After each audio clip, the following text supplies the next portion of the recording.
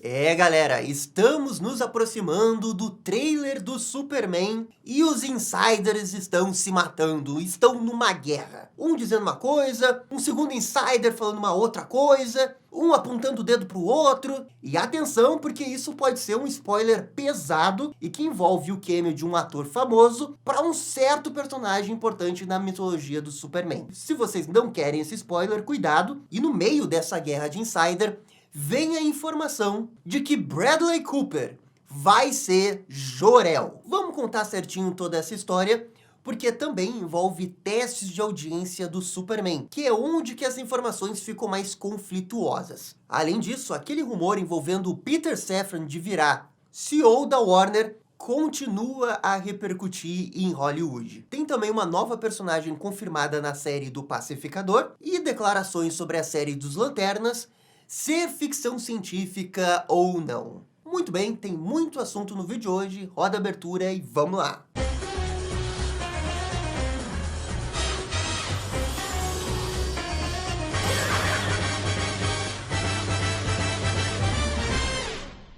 E pessoal, só antes da gente começar o vídeo, eu quero agradecer todo mundo que faz parte da Batfamília, que é membro aqui do canal. Muito obrigado e um grande salve para o membro mais recente, Gessé Santana. Valeu, tamo junto, e sem ser esse domingo, no outro, a gente vai ter aquela live exclusiva dos membros. E se você quer participar, considere de apoiar o canal aqui nos membros do YouTube. Muito obrigado para todo mundo que apoia, isso está ajudando demais o canal. E agora sim, vamos começar a falar do filme do Superman. Esse insider aqui, o Viewer Anon, que é muito conhecido dentro dos rumores envolvendo Warner Bros., ele revelou no Reddit que o Jor-El vai ser interpretado pelo ator Bradley Cooper. E até o momento, o James Gunn não desconfirmou essa informação, só que também tem todo um detalhe de como que essa informação foi revelada para o público e que os fãs da DC acabaram não gostando muito. Porque tudo começou no Reddit, com as pessoas conversando sobre um outro insider, o Daniel RPK. Porque o Daniel RPK recentemente vem dizendo que os testes de audiência do Superman estão indo bem. Só que esse Viewer Anon tá dizendo que eles não estão indo tão bem assim.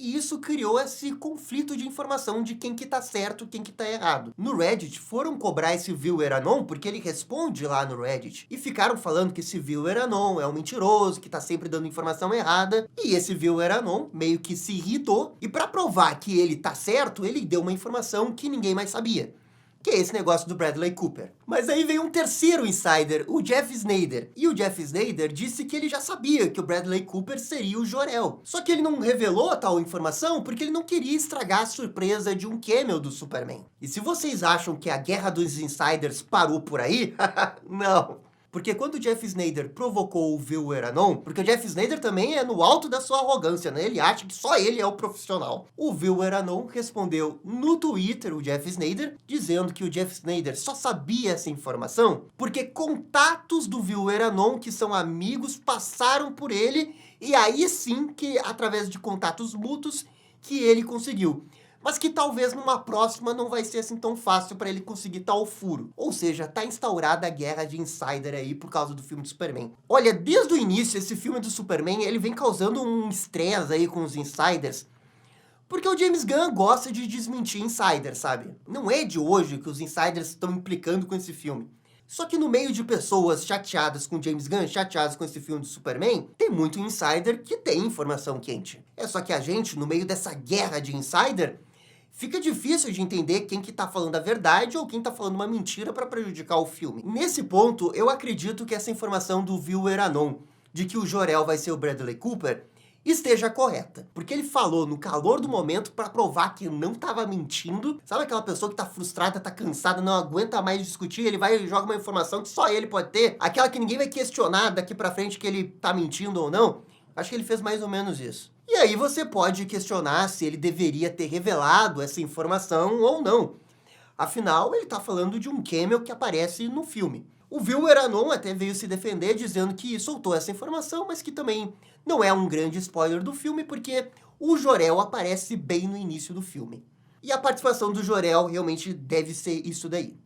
E ele pode até ter revelado essa informação com boas intenções, afinal, se ele só aparece no início, não é um grande spoiler. Mas pra mim, o fato dele aparecer bem no início acaba sendo meio que um spoiler importante. Porque se ele vai aparecer só no início, significa que no meio e no final ele não vai aparecer. Tipo, não vai ter uma mensagem do Jor-El na Fortaleza da Solidão. Pode não parecer um spoiler importante, mas eu não sei, eu acho que é um spoilerzinho, né, meio grande. Mas também tem uma boa notícia nisso tudo.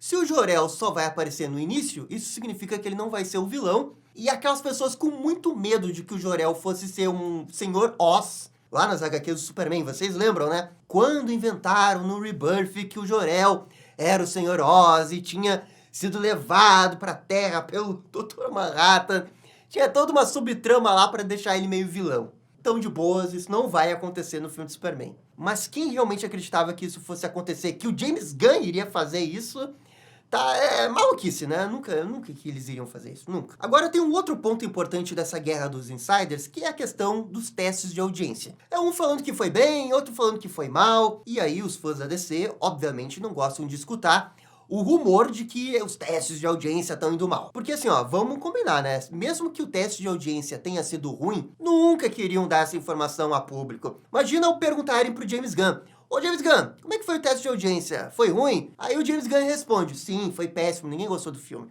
Óbvio que nunca vão dizer isso. Então, se realmente o teste de audiência foi mal, a gente nunca vai realmente ficar sabendo. O máximo que a gente pode ficar sabendo é através de um insider que tem certas fontes. No máximo dá pra saber assim. E ainda assim, esse cara pode estar mentindo. Não tem como saber realmente o que tá acontecendo. Só que eu acho que tem um ponto que as pessoas realmente supervalorizam esse negócio de teste de audiência. Ah, o teste de audiência foi mal. Isso significa que o filme é ruim? Não, porque estão vendo com um público muito pequeno. Esses dias a gente comentou uma notícia aqui do Puck News, do quanto que a Warner valoriza esse negócio de teste de audiência, porque a Warner ficou braba que esse filme do Robert Pattinson aí, recente, não teve teste de audiência, ficou bravo que o Coringa 2 não teve teste de audiência, e que isso acabou prejudicando a bilheteria. Mas assim, isso daqui também é só a minha visão. Eu não consigo entender por que eles acham que é tão importante assim o filme performar bem nos testes de audiência. Porque a gente tá falando de pessoas num grupo muito pequeno. É impossível determinar que só porque tem 30 pessoas que assistiram um filme, isso vai ser a visão geral do público. Quantas vezes a gente viu filmes que não performou bem no teste de audiência, e aí foi lá e o público adorou. O próprio diretor aí desse filme do Robert Pattinson, o Mickey 17, é o mesmo diretor do Parasita, e ele fez teste de audiência pro Parasita. E o filme não performou bem. E vocês acham que Parasita é um filme ruim? Pelo contrário, é um filme espetacular. Gente, teste de audiência não quer dizer nada. Em quem que eu acredito? Jeff Snyder, que tá falando que os testes de audiência foram bons? Ou no Will Eranon, que os testes foram ruins? Cara, de verdade, eu não tô nem aí. De verdade, eu não tô nem aí. Daqui a pouco os dois são certos. Um teste de audiência foi bem e essa fonte aí falou pro Jeff Snyder que foi bem, e no outro teste de audiência foi mal. Porque esses testes de audiência são com grupos tão pequenos que não tem como ter uma opinião definitiva. Não vale nada. No máximo que teste de audiência vale é para tentar corrigir um ou outro problema de alguma cena que talvez ainda não esteja boa. E aí uma coisa bem mais específica de um comentário aleatório de alguém que assistiu o filme no teste de audiência, vai lá e escreve: ah, não gostei dessa cena que acho que ficou mal filmado, ficou meio estranho. Aí os caras têm esse feedback aí pra tentar melhorar a cena depois, numa possível gravação. Aí tudo bem, aí o teste de audiência eu acho que pode ser importante. Mas pra determinar se o filme vai ser bom, se o filme vai ser ruim, se o filme vai ser um sucesso, se o filme não vai ser um sucesso, cara, não dá pra levar isso a sério. Não dá. Eu não duvido das duas coisas, que o teste de audiência tenha sido mal e que o teste de audiência tenha sido bom. E eu também não duvido que tenha alguém na Warner desconfiado. Ah, uma fonte na Warner me disse que tá desconfiada e viu o filme. Mas pode deixar o cara desconfiado. Quer dizer que o filme vai ir mal? Claro que não. No filme do Flash tava todos os executivos da Warner, o melhor filme de todos os tempos, todo mundo arrotando a arrogância, dizendo que seria o melhor filme desde Cavaleiro das Trevas. E não foi! O público, de uma forma geral, odiou o Flash. Então, a perspectiva do dirigente, de um produtor, de alguém dentro da Warner, não quer dizer que é uma verdade absoluta. É só a opinião do cara, de como que ele entende que funciona. Mas essas pessoas também erram. Todo mundo pode errar, ainda mais num filme que não saiu. Eu, se participasse de um teste de audiência, cara, eu ia ser muito criterioso, eu ia falar muitas coisas, muitos pontos que eu não gostei do filme. Mas não quer dizer que eu não gostei mesmo do filme. Só que eu dei alguns pontos construtivos para tentar melhorar o filme. tem essa possibilidade também. Ah, teve muito feedback negativo, mas daqui a pouco essas pessoas gostaram do filme, mas estão fazendo comentários construtivos para tentar melhorar o filme. Só que daí, para uma pessoa de fora, pode ser que o filme foi mal no teste de audiência. Como é que vai saber, cara? Tem 500 possibilidades do que pode ter passado na cabeça de uma pessoa que assistiu o filme antes. O que eu quero dizer é que talvez o filme tenha ido mal no teste de audiência, talvez ele tenha ido bem, talvez os dois insiders estejam certos, talvez os dois estejam errados. Não importa. Brigar por isso não vale a pena. E beleza, vamos pro próximo assunto, que é essa matéria da Variety, comentando sobre essa possibilidade do Peter Safran, co-CEO da DC, virar CEO da Warner Bros. Pictures. E tudo isso porque os CEOs atuais, né, o Mike DeLuca e a Pam Abdy, estão sofrendo muita pressão interna por conta do fracasso do Mickey 17 e do Coringa 2, que eram dois filmes que a Warner estava apostando bastante e foram filmes que foram muito mal de bilheteria. Também teve esse filme aqui, ó, All Nights, e combinando com o prejuízo do Mickey 17,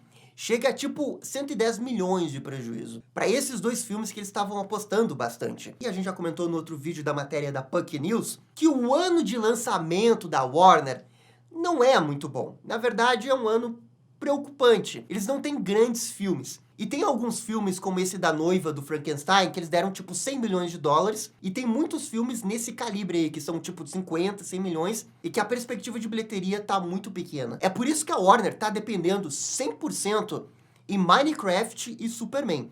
Esses são os filmes que a Warner tá esperando fazer dinheiro para salvar o ano. Eu também vou incluir aqui o Mortal Kombat, porque eu acho que o Mortal Kombat, mesmo sendo um filme rated R, é Mortal Kombat. Você tem que respeitar o potencial dessa franquia. Talvez a Warner esteja subestimando, mas é aquele filme que precisa ser bom primeiro, para daí realmente conseguir uma boa bilheteria. Mas eu diria que no máximo são esses três filmes que realmente podem dar dinheiro para a Warner e salvar o ano fiscal dela. A perspectiva do Minecraft realmente é um ponto de interrogação, porque tem a criançada, ninguém sabe o que pode acontecer. O Superman, aí sim, o pessoal tá bem mais positivo no que pode acontecer.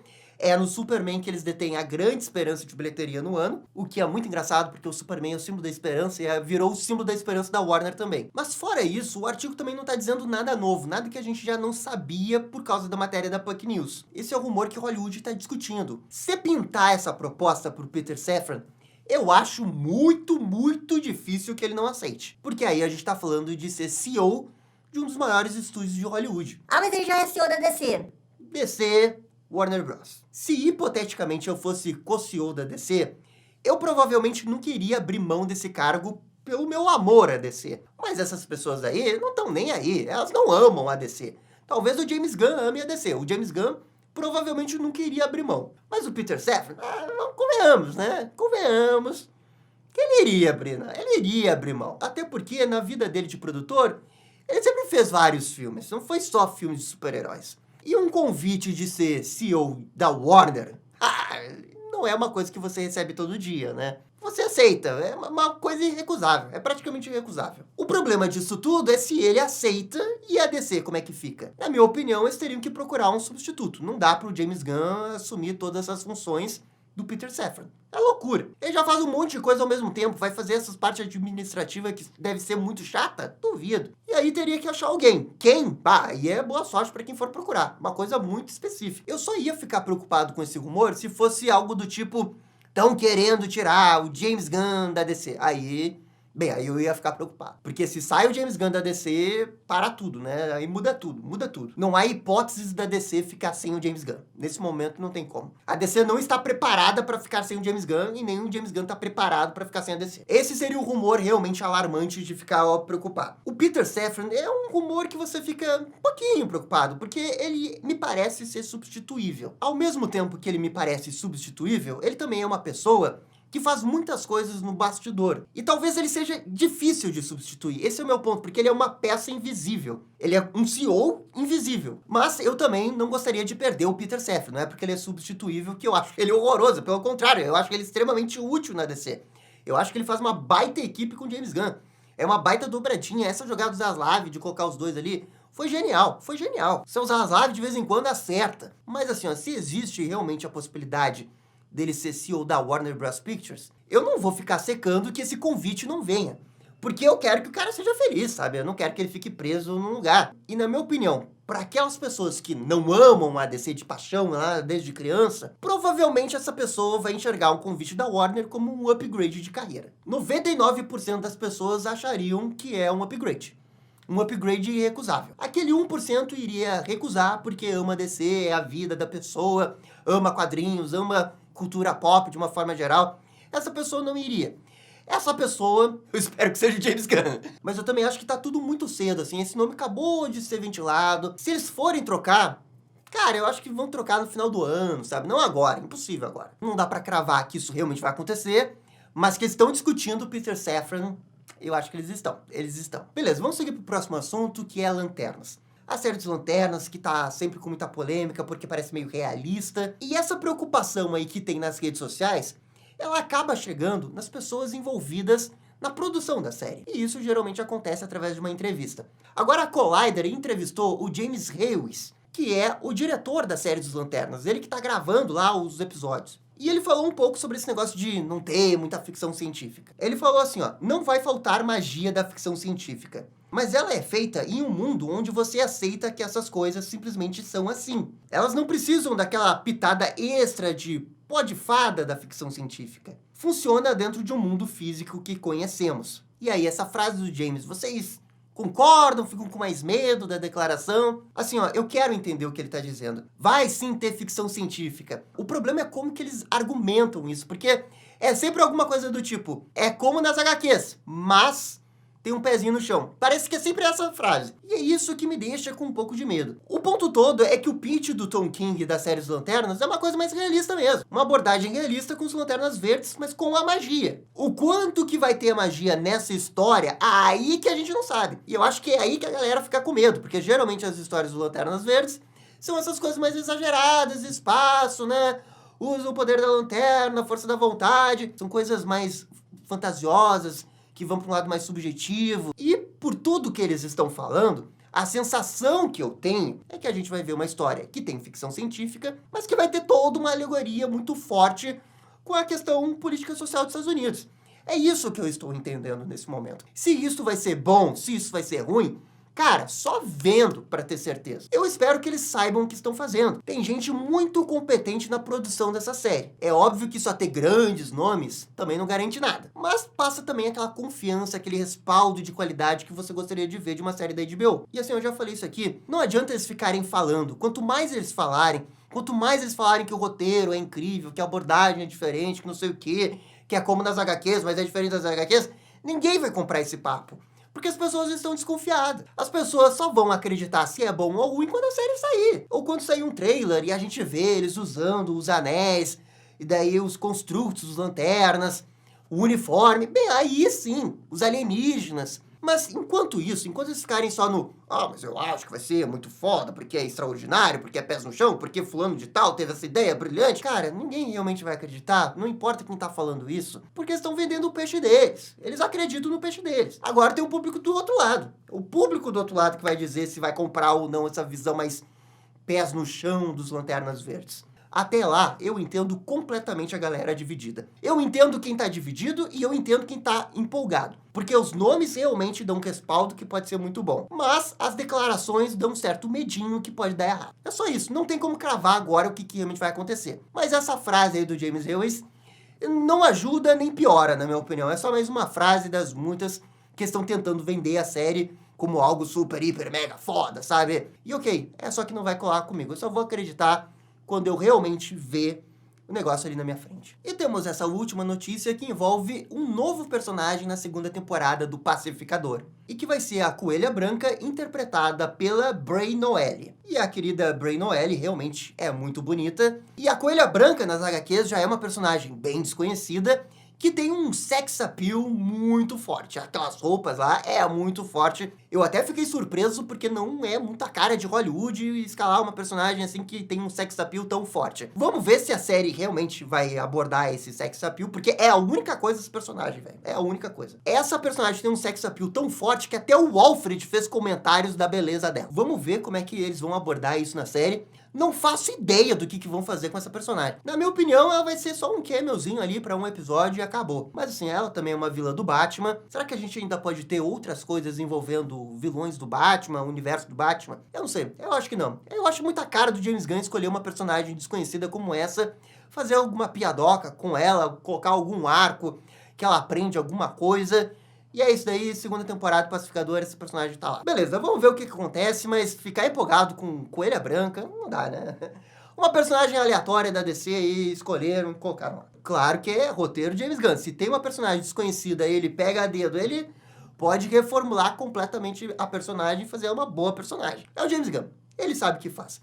E galera, essas são as novidades da DC. Por favor, comentem aqui embaixo o que vocês acharam dessa questão do Superman, da questão do Jor-El. E no mais, eu fico por aqui, muito obrigado e dale DC. E esse foi o vídeo com as novidades de Superman. E aí, gostaram? Não gostaram? Deixem suas opiniões nos comentários. E se curtiram o vídeo, deixe aquele joinha. E inscreva-se no canal para ficar sabendo absolutamente tudo sobre Batman.